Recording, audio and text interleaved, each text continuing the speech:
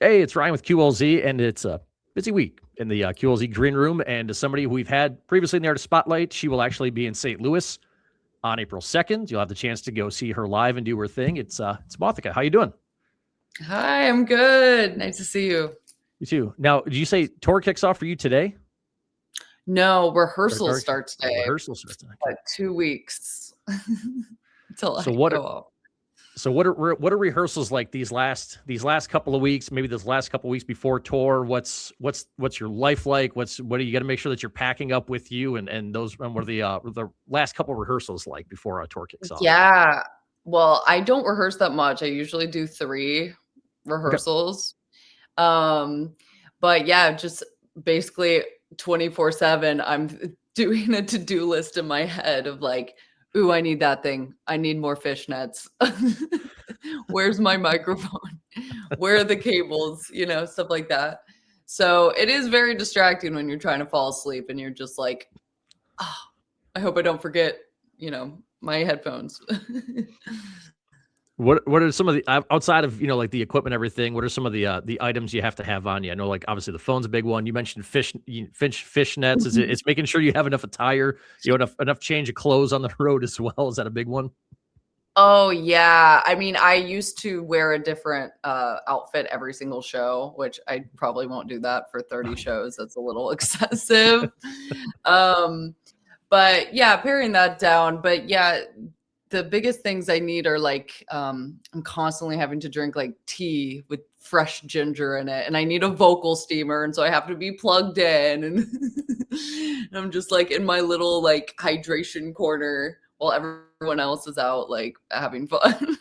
I don't know. Taking care of your voice, it's a rather important thing though. Like being in radio and you talk a lot, it's like it's always nice asking these things too, because you as a vocalist, you're gonna know the best remedies for these things. You know the best things to take care of your voice. So pretty strict regiment for you when it comes to take care of your voice on the road. Um, I'm probably the least strict. I mean, like because I was used to be like vaping and smoking, so Okay. I'm not doing that anymore. So that's That's good. good. But that I'm the worst when it comes to like meeting fans afterwards because I'll try to set that boundary of like, oh, I'm not gonna talk or I'm just gonna stand behind the merch thing, and then I'm like, no, no, screw that, and then I'm just like, yeah, I'm just like yelling. So yeah, we'll see if I can shut up for once and protect my voice on this run. There we go. Well, I know, like I told you and our audience to know, I know you're going to be in St. Louis, Delmar Hall. It's St. Louis about an hour and a half from us here in Springfield. I know it's you, it's Icy Stars, Diamante, who's actually performed here in Springfield for us before. Oh, Until cool. I Wake, it's a cool lineup. So first time you're going out with all these bands, kind of the excitement here, the last couple weeks ramping up, the excitement of going out with all these bands as well. Yeah, and it's 4 bands, which is a lot. I'm like, I don't know where we're gonna put all of our drum kits, but it's gonna be awesome. And yeah, I've been hanging out with the Icy Stars, uh, Devin, the lead singer, the last few weeks, just getting ready for it. And yeah, he's gonna put on an awesome show, like production, lights, risers, all the works. And then I'll be bringing my backdrop and apparently some crazy lights. I'll see today what they look Okay. like. Okay. Is that kind of in addition for you for your stage show? Kind of like, is that grown a little bit from from when you started? Kind of adding some more stuff. Yeah, having lights I've only ever been able to do like for a headline show, and it's like I don't have a big enough crew, so people end up having to like double duty and like lug them around. I'm like, I'm sorry to my tour manager.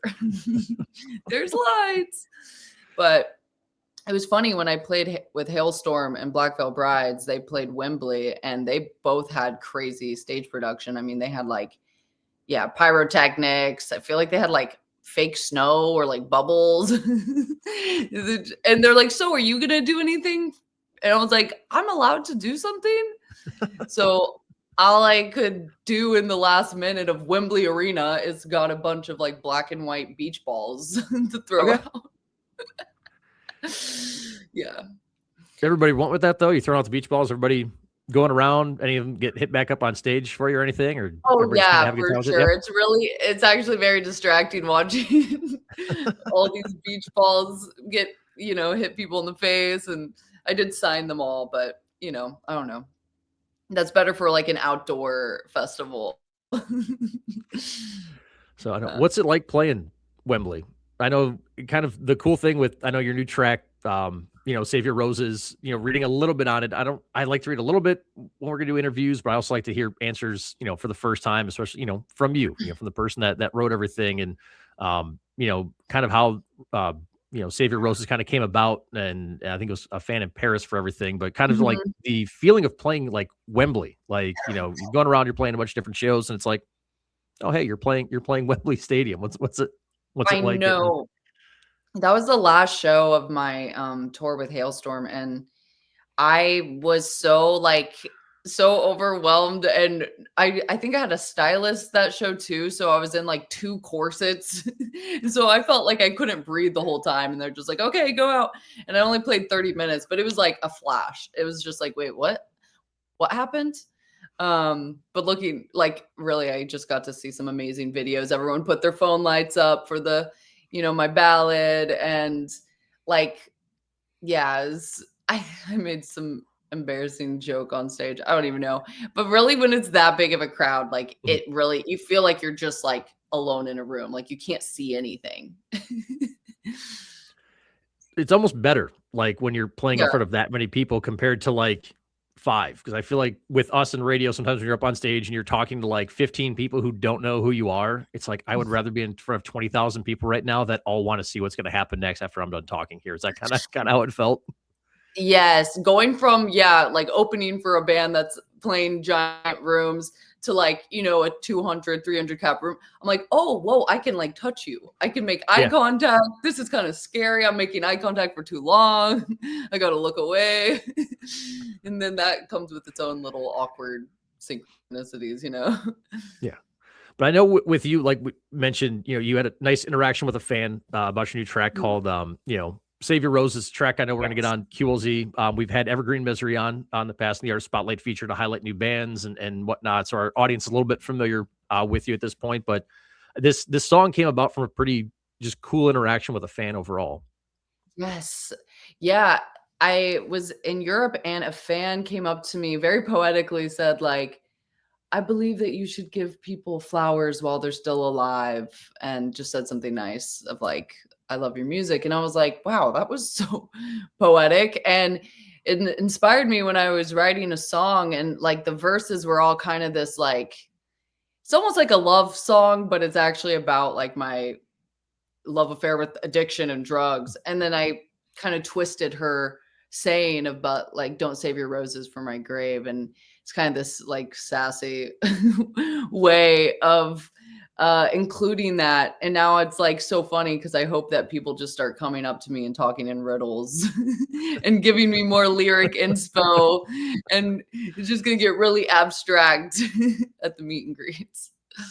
Is that the first time you've ever really like been able to take something from a fan and kind of turn it into a song? Yeah, I Oh, okay. think so. I think so. I mean, there's definitely always like with the merch or music videos, I'll tell fans ahead of time and their ideas will, metamorphosize into something. But yeah, that was the first time I heard something from a meet and greet and turned it into a song. There you go. Well, so for all your fans that are watching, like really start thinking of good lines to bring to you and see what bring Yes, the riddles, bring the poems, bring everything out there when you I when want you hit the road slam here. poetry. Yeah, you want slam? There we go, slam poetry. I don't know. Do you have time in the meet and greet to like have people come up and do slam poetry? Have you thought about adding that to the meet and greet? Yeah, I feel like slam poetry can take a long time. Okay, You're really, really like waiting out each word. I don't know. I don't watch much slam poetry, but I don't either. I don't yeah. either. But bring your good ideas to any of the Mothica meet and greets that are coming Yeah. on up. And I know the you've got 2 songs out. New EP is out next Friday. There's the 2 songs that are out. There's music videos out for both of them. Mhm. They tie in, correct? Because I'm watching both of them. I feel like it seems to me like there's a Yeah. story kind of going there, but I don't want to reveal too much in case of leave that for you and whatever you're able to share about that. Oh, yeah. So the music videos we shot at the same time. Um, and basically, yeah, it started as an inside joke, this idea of like Motha Corp being this like corporate Okay. entity and kind of like this Truman Show, like, secret society. And so, like, I made that logo of this like seal that looked like top secret. And then it turned into, okay, let's like actually play in this with this world where I'm the CEO of Motha Corp, but I'm not really the CEO. See, more will be revealed. And yeah, we just found some abandoned office space location, and I got to like pretend to have a real job and set up all these weird cubicles. And yeah, it was so fun. And there's the sci-fi element to it. And yeah, if I had all the budget in the world, it would become this crazy action sequence, but we'll see. Do you want to do I know the EP is out next Friday, somewhere in between. Is there more video? Do you want to do more videos for the next couple of songs and kind of continue this story, or is there any more you can share on that? I do have one more video coming Okay. out. It has little elements of this Motha Corp world, but a much more like DIY effort where went out into the woods with some Motha Corp employees and Okay. even actually so funny, this crazy Mothman mask I had bought for the music videos that didn't come in time. It came like 2 Okay. months after we shot. I was like, "Well, I have to get Mothman in there." So it's this like crazy realistic silicone mask with light up eyes. And so I found a reason to go take Mothman out for a spin. Yeah. All right. So we got more on the way. Again, like I said, the new EP is out next Friday, the 20th. I know there's a few more songs on there. What's maybe one song in the EP that hasn't been released yet that you're like, I really want people to hear? Or maybe it's all of them that's left. But is there one like specifically where you're like, people really need to hear this one? Or you can't wait. Yes. Well, I think there's a song called Weapon that I'll be playing on the tour, and it's not even out yet. So it's taking a huge risk that people will like it. But that song is really it's definitely the most hard I go. And Okay. like, I mean, there's a breakdown with, yeah, like explosions and gun sounds. And it was kind of like I was like, is this too much? And then it was like, no, we're gonna go for it. So I'm excited for people to hear that. Okay. It feels like I know been able to check out like a little bit kind of what you've done before the CP, and it feels like you've kind of it seems like there's maybe you're adding more to yourself or maybe reinventing yourself a little bit. Is that something you've kind of always wanted to do with your music? Is maybe never really kind of do the same thing twice, or just kind of add new elements in? Yeah, I think it's always just like a challenge. Like with my last record, I wanted it to be a visual album. So I wanted it to sound like a soundtrack. So it's like Okay. every genre because I'm like, making a shoegazy song and then I'm making a country song. And then, this new project, obviously I grew up in metal and hardcore and rock, and I always felt like I almost like couldn't play in that sound because I wasn't in a band, I'm Mhm. just a solo artist. But I was like, what if I like actually dove into this? And though, I have this Bring Me the Horizon remix I play live that, the band let me put out. And it's like that energy is what I love.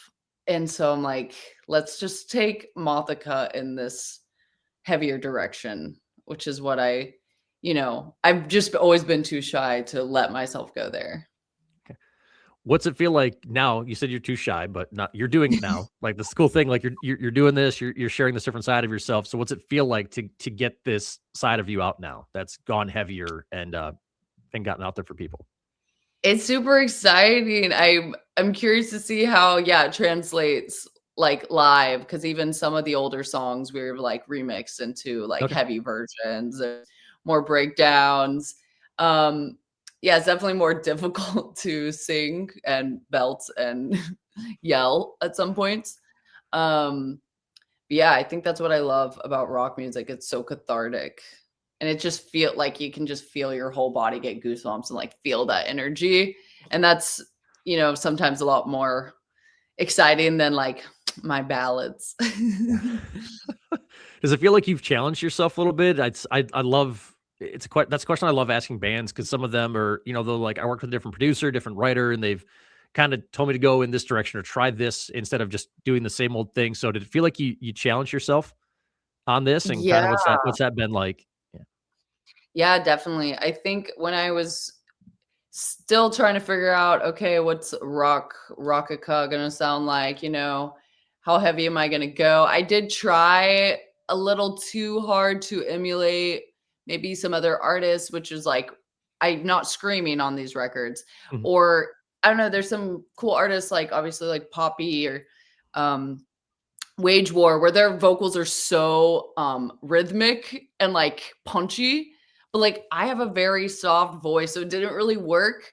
So I kind of like went too far in the wrong direction. Then I had to come back and be like, okay, there's still that dark pop element. Like I love a catchy hook, but like the guitars are just being tuned deeper and deeper and deeper. Yeah. So, no, it's cool. I'm excited for more of it. Again, new EP out next Friday. And every time somebody new comes on, it's kind of a cool day. We've had multiple interviews this day. The band on before this does a lot of instrumental stuff. So asking them a question of like your favorite complete albums, your favorite no skips. Every time somebody comes on for the first time, I always love asking that question.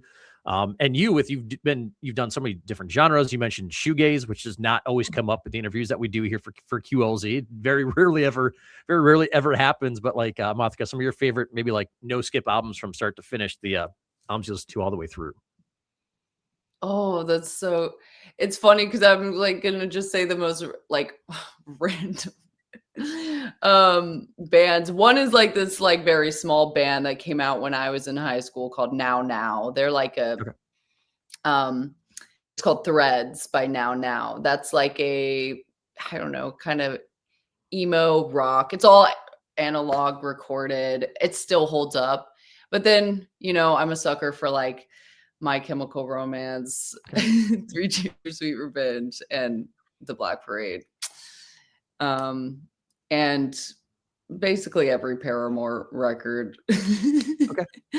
to me is my go-to.